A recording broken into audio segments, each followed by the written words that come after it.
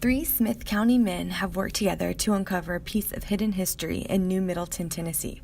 According to David Landreth's great-grandfather, a plane crash occurred in the New Middleton community during World War II maneuvers in the 1940s. But through the decades, no such crash has ever been discovered, until now.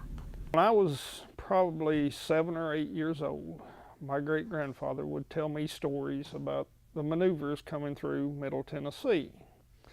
And he told us of various things that he and his wife, my great-grandmother, did, as far as they would cook breakfast for non-commissioned officers. Officers would get upset because the non-commissioned would get home-cooked meals and they had rations. And then it came to this story of the airplane. Keith and Charles went out with a metal detector, started digging. About 3 days later, they say, "Hey, we found it." Charles called me at home one night and he said, "We found it." So I threw my shoes on, got in the truck, took off over the hill. Sure enough, they were finding fragments of small pieces, anything from so big to a chunk so big, and we've got the propeller.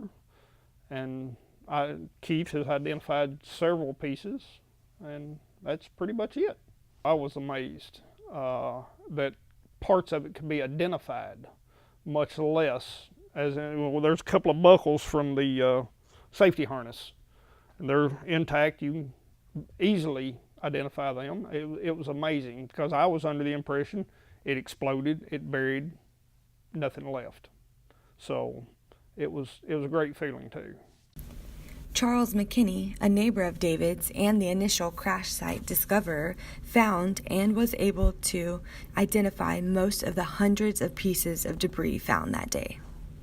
Some pieces I still, like that's a guess. I think that's a piece of that belly tank, but that's a guess. It's obvious what those are.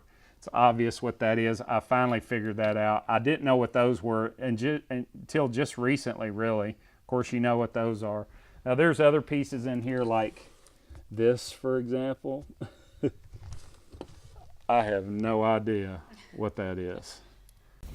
After years of searching, hundreds of pieces of the airplane were found.